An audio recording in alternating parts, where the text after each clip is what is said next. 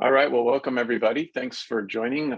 We have Ken Hahn, Brian Wilt, and Michael Gibson with their really interesting looking presentation on how we did Jupyterhub in AWS for instruction. And then it's temporary unless it works. So really excited to hear this talk. Just a couple quick announcements. So the session is being recorded and all the videos will be available on the IT Pro Conference site after the conference. And then chatting with Ken, they definitely hope to leave time for Q&A, but please just, if questions come up in the moment, go ahead and drop them in chat and we'll kind of keep track of those as we go along and when we get to the Q&A. So with that, I will hand it over to Ken and Brian. Hello, everybody. Yep, the talk kind of puts it as it is. We're going to talk about how we did AWS Jupyterhub setup for instruction. And Brian will say hi here too, I think, just so we verify his audio is working. Hi. I heard the card, so. Brian in lo-fi mode. So with that, let's kick it off. We're going to get through how we started this, some of the general things. We say principles we followed. It's like a backronym. We realized some things we were doing as we did it, and we've kind of enumerated them. What tools we used and where, what got deployed, and what's it like running it, and how does it look for students versus us, and what are we going to do in the future? How it started. So the beginning of all this really comes down to engineering faculty who basically came to us requesting for something that looked an awfully lot like Jupyterhub, but without saying Jupyterhub. You wanted Python, you wanted a consistent set of tools that existed everywhere in libraries. And, you know, Jupyter notebooks were becoming standard in the space of machine learning and teaching. So it became a thing that we went ahead and said, oh yeah, we can make this happen. What were some of the other requirements? Sorry, hitting my button here. Well, yeah, we had labs, but it didn't quite fit for running local Jupyter setups. That was still hard for students to do. And so we started with local CAE servers, and we'd already begun, see IT Pro Conf talk from a couple of years ago about looking into taking our very old CF engine kind of environment with VMs, and when we made the leap to containers, we said let's do the whole thing and look forward to. You cutting out just for me? Oh, am I just cutting out for you? You sound okay to me, Ken. I'm not sure okay. if others in the chat could. Okay, great. I think you're okay. Okay, so the first proof of concept we ended up doing in Kubernetes on VMware. We had gotten that going previously in an attempt to start moving forward. But in our first initial trial at this, our Kubernetes setup only allowed us to set up static volumes. So we had to set up a whole bunch of individual volumes and then proceed to have students allocate as they come. We'll talk about that a little bit. And we used Google, the campus's Google OAuth for authentication with a whitelist in the app for like, here's who can log in. But the authentication was actually done through the OAuth. One of the things we got asked for earlier on was NB Git puller, which is a thing where you can throw your assignment, say, in a Git repository and proceed to have a URL that when you go to Jupyter, it will automatically pull that Git repository into the notebook environment. Now we moved forward this and we ended up we lost some people. We weren't sure how we were going to go ahead and we found that CS and CAE also had Jupyter needs as well. So we proceeded to start cooperating with them. The third silent partner here, Michael Gibson, began collaborating with us. He's absent because he actually has a kid with a birthday right around now. So he helped us put things together, but he had to ditch out for the actual conference. So what is Jupyter, right? And Jupyterhub. So I've put some definitions here from how Jupyter describes themselves. I like to think of it as Jupyter notebooks are kind of like the web-based word processor for doing coding, right? They have sections here. Oh, let me turn on the laser pointer here because I don't know. There we go. Right. They have sections where you have code. They can also have sections where they have just text or various types of graphs, actually, if you have plugins. And then, you can execute that code at particular times. There are some more advanced interfaces that we're not using yet that have debugging capabilities built into it. Now, some of the, if it doesn't know, the back end of this runs on a kernel that runs on the web server side. And in our case, we'll talk a little bit more about how we architected that. The Jupyterhub in particular then puts a proxy in front to allow for multi-users set up using the Jupyter notebooks. So when a user logs in, we instantiate a Jupyter instance for each user. So what are these principles I referred to earlier? Like, what are things that what we thought about that were useful? And number one is we tried to integrate with pre-existing things whenever possible, right? We never wanted to invent anything if we didn't have to. We tried to stay in the center of the lane, and this kind of ties with what I said before. We integrate with pre-existing things, but also we wanted to use tools that were commonly being used as much as possible. Right? Why did we pick Kubernetes versus Docker Compose? Well, it seemed like in the lanes that we were using, the Kubernetes was where the world was going. But this also is for our faculty, right? They describe a Jupyterhub experience. We don't give them another tool that does similar things. We give them the tool they pretty much were asking for. If this is the tool that everybody's used to in this space, then we should go for it. We tried to make components that you can stamp out and tear down quickly. We're not big into the in-place upgrade, much more of a infrastructure as code to lay a thing out, and when you're done, pull it up. In the meanwhile, A-B sort of thing, you can have a dev one going on, be trying new versions of stuff, and then go again. But the more we can make it stamp, the better. We use rented sources from the cloud in an on-demand style, right? You don't need to rent something if you're going to use it constantly. So at that point, you buy, hopefully. So in our case, we scale up and scale down. We iterate from MVP, right? We started out with a setup with static volumes in our local Kubernetes, and then when we ran into issues, we started trying to move over. So we leveraged pre-made components in Kubernetes. That kind of ties once again with the first principle, which is pre-existing things where possible. But since we were using Kube, then we were trying to use components that fit with Kube. And we tried to think about security as you go. As an example, we started off right at the beginning going, yeah, these notebooks, right, they could do a lot of bad things. So we want to isolate network as much as possible. So we made sure to have the components there for the start for that. Finally, we said, hey, go more in depth as you have to. A lot of these tools we didn't know a lot about in the first place. We knew what they did. We knew the principles. We only got into some of the more detailed aspects of how they work as we had to, that we ran into issues or things like that. We don't want to be completely ignorant of what we're using, but there's a certain optimization you have to play.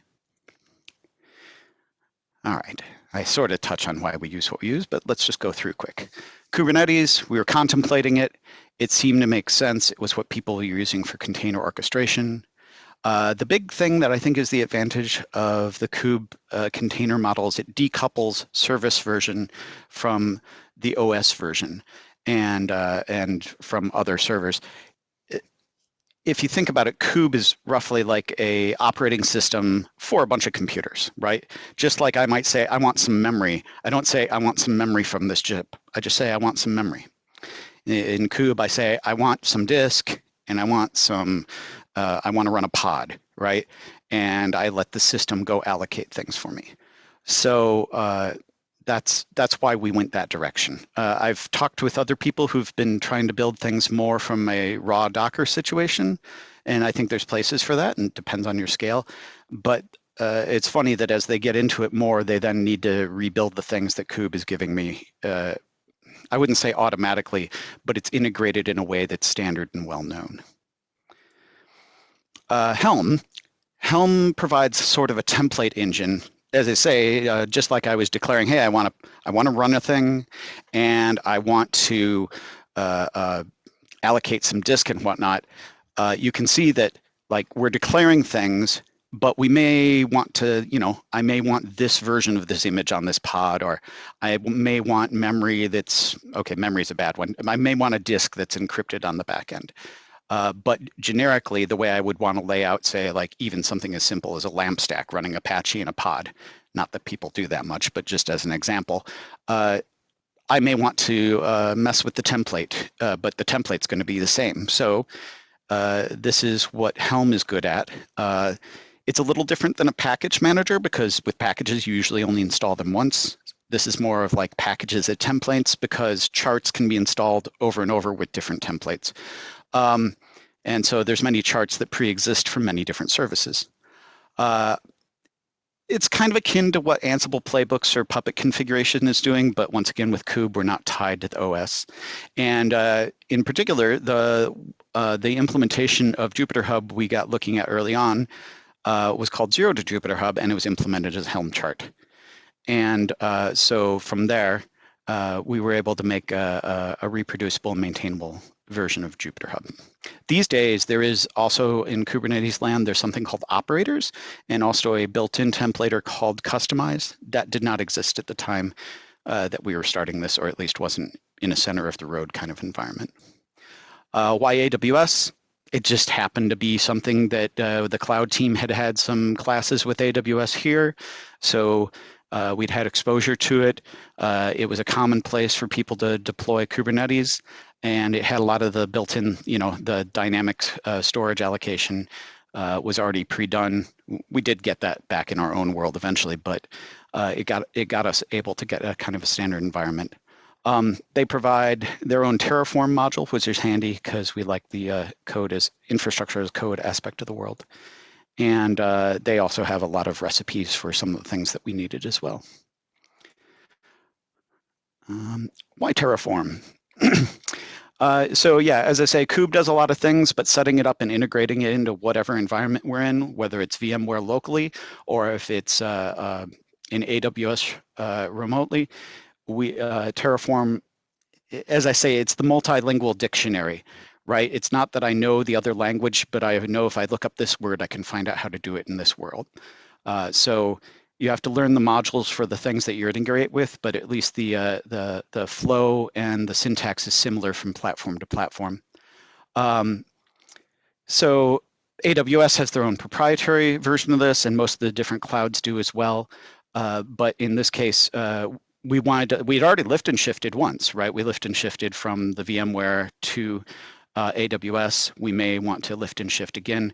So Terraform sort of keeps it so that we can do that. And it also, so I think a lot of setting up our environment is done in Terraform, whereas the Kubernetes side of the world is like what we want to have running inside. What gets deployed? This is the big thing we're deploying. Zero to Jupyterhub is ultimately the thing that all the rest of the infrastructure serves. So this is the Helm chart that is going to provide our students their setup. We currently, do you want to go through this one, Brian? Or shall I keep going? Sorry. He's silent right now, so I'll just keep going. Our current setup, we're using Kubernetes. It's a EKS setup inside of AWS. We're using FluentD, and FluentD is simply, in Kubernetes, it's called the daemon set. It runs one pod on every node and then proceeds to forward the logs wherever you want them to go. And in this case, it forwards into AWS's CloudWatch logs. Then we're using Prometheus, Thanos, and Grafana together to do, plus Alert Manager. I mean, arguably, Prometheus is really made up of Prometheus plus Alert Manager plus the things to bring stuff in. This is integrated really well in Kubernetes with a Prometheus operator.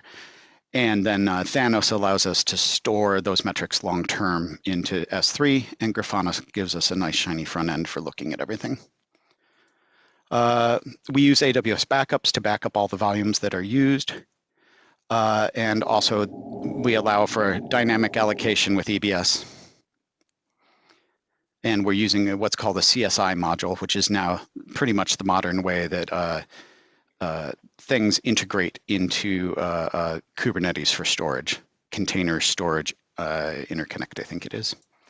Also, we're using autoscaling, and once again, there's an autoscaler Helm chart to allow Kube to communicate with various clouds, autoscalers, and in this case, AWS. Finally, AWS actually had their own networking interface with Kubernetes, but we added Calico on top in order to be able to make the network policy objects in Kubernetes work, which allowed us to do like the blocking of all outgoing network traffic from student pods. Finally, Kubernetes has a concept of a load balancer, which is really a way to tie network connections from services in Kubernetes to a load balancer on the back end. And then we also use Nginx Ingress as a reverse proxy so that we only use one load balancer for all the sites that we're using inside. And of course, we're going to need TLS certs. So, hey, let's use this package indeed to do, let's use Let's Encrypt with Cert Manager, which is also pre-canned for Kube. Brian, I think I'm hearing you. Are you? I can hear you now. Yes. Okay, so cool. I'll let you take on in the next slide here in a moment. Finally, we needed to cache some of our Docker images in AWS so as to not slow down deployment time. So we use the local ECS registry in AWS to have a local cache for our Docker images. All right. So what kind of things just happen to be easier or cheaper to run at the UW? Or perhaps we already just had them integrated here. There may be cloud equivalents for a lot of these things, but we have an Ikinga Nagios CAE. We used that to monitor the HTTPS endpoints. So if the Jupyter hubs were not available to students, we'd know about it. We also put our code and all of our infrastructure into the campus GitLab repository so that we could share it with our colleague Michael over in CS. We were using G Suite OAuth at UW to authenticate into Grafana for monitoring how the Jupyter hubs were doing. We were also using the campus LastPass to share secrets so that we could all work on the same instances up in the cloud together. We also used the LTI integration that Canvas has so that the courses that students are enrolled in would connect them to the running Jupyter Hub in AWS. There's a two-way handshake for that. I'll get into that a little bit more later. We also made use of forms in G Suite to gather faculty requests for instances. We had initially been emailing and asking them to fill out an email, but it was a lot easier to send them a form to fill out. Got a lot more responses that way. We also used the help desk at engineering and in CS to track student and faculty issues. They could email either of us and then get responses for things. So how does all that run? Well, the workflow as the student sees it is the assignment in Canvas connects to Jupyterhub as an LTI tool. So a student goes in and there is an assignment, and generally we tell them to mark it as a non-graded assignment, and there's a button there. And we don't have access to LTI, so instructors have had to take secrets from us to integrate with LTI in Canvas.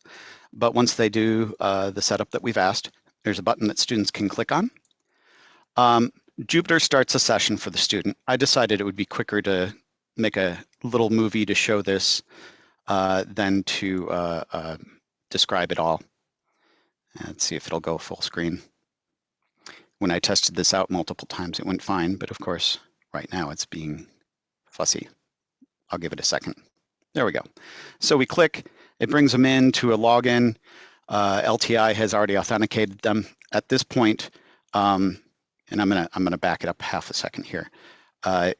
When we come in, the student doesn't really pay attention to what's going on here, but the first thing that you're going to see is that the instance, the pod, has been assigned to a particular node in the Kubernetes cluster. After that point, you're going to see that the volume for the user gets attached to that pod. In other words, it gets mounted on that node.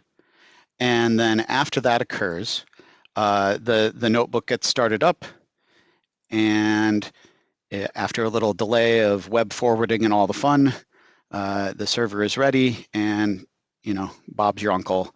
Here's our instance of Jupyterhub. And let us not minimize the whole presentation. Oh, it decided to do it anyway. Sorry there. Can it figure out how to go back to full screen mode? Pardon me a second.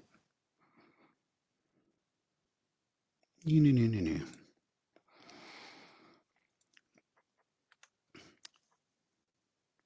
So,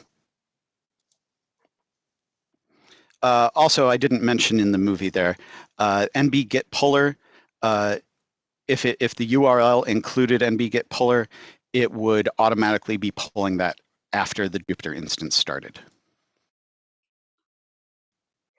Interestingly, I'm pressing next and not moving forward. There we go. So then the student does their assignment or homework in Jupyter, and if it has greater support, we have we added a module in there where they can run a validator if there's metadata in the notebook the instructor provided for doing test cases. But ultimately, we do not handle submission. We are much more like a giant calculator that the student does their work in, and then they can take and download their notebook back and manually put it into Canvas or whatever method the instructor has provided asking for them to do. And the notebooks in AWS, they're each their own individual AWS volume, EBS volume, and no one else can access it other than the student, not even the instructor. So the plumbing behind the curtain, auto scaling, when students come in, if there's not enough, if there's not enough nodes, Kubernetes talks to AWS and a new node gets spun up. That takes a little bit of time, so we have 2 spacers. 4 students fit on the nodes with the size that we're using. We have 2 spacer pods that can be preempted, and what they do is make it so that we aren't asking for a new node right when a new student comes in. Instead, during off-class time, if students come in slowly, when the second student comes onto a node, one of those placeholders will get knocked out. Actually, I should say when the third student comes in, it knocks the placeholder out, which then will request a new node before an actual student logs in. So hopefully you don't get very many times that people can be sitting there waiting. We use the backups to back up all the EBS volumes. That runs once every night. And we use metrics like how many pods are running, or whatnot, and it gets shown in the Grafana. And of course, as we mentioned earlier, we can go into CloudWatch to look through our logging to see like when pods are started up and how all that occurred. You want to talk about this part, Brian? Yep. Can you still hear me? Yep. All right, so let's talk about some of the lessons we learned, because we didn't know everything going into this. Sometimes students had some problems with the Jupyter servers just not starting. Had to go in and figure out some of the details on why the deployments weren't working. We also did run into scaling issues. So what Ken was referring to when students are logging in, especially at class times, if they were all logging in simultaneously, say the instructor was trying to work them through something together, sometimes they would be requesting faster than the autoscaler would be able to step things up. And usually that would be taken care of on its own after 5 or 10 minutes. But sometimes we got some faculty complaining about it. Some general issues. The LTI integration, we need it to not be anonymous. So we don't want it to obfuscate the Canvas ID. We had to be clear with the instructors on what they had to do to set this up. Unfortunately, Ken, Michael, and I don't have any ability to do things in Canvas courses. It'd be great to have that kind of integration on campus with people who have the ability to manage things in Canvas, but we had to make sure instructors did it so that the student data could be synchronized. We also noted that sometimes it would use all the RAM, so we'd have to match resources to the problem size. Sometimes the TAs would be assigning problem sets for the students to use in Jupyterhub that were maybe a little bit too big for the resources to handle, and sometimes they admitted that this was more grad student-y research type things and not necessarily just showing students how to do something, but actually doing something intense. And then also general issues about getting feedback from faculty and students felt a little bit distant, especially during COVID times, working from home, not being able to do any kind of face-to-face interactions. It was a lot easier when you could just walk into a lab and see how things were going. So where are we going for the future? It's complicated. We started this out by saying it's temporary unless it works. It's permanent. Seems like there's a lot of projects that end up like this. We technically still call things a pilot. It's been like a 3-year pilot. We're beginning to survey the participating faculty. We were running a little thin on users this summer, but lulls happen with the rhythm of everything. Are students getting Jupyter elsewhere? Is it becoming easier to run a local notebook?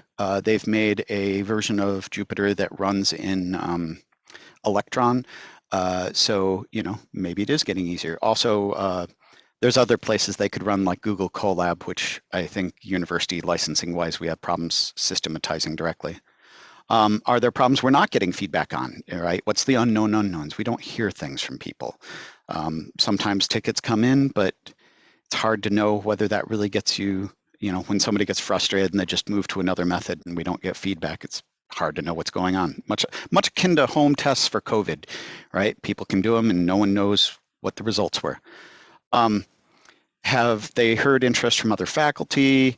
And we know because we've done, sometimes Do It sets up a service and you don't get adoptions right at the beginning, but it takes a while with technical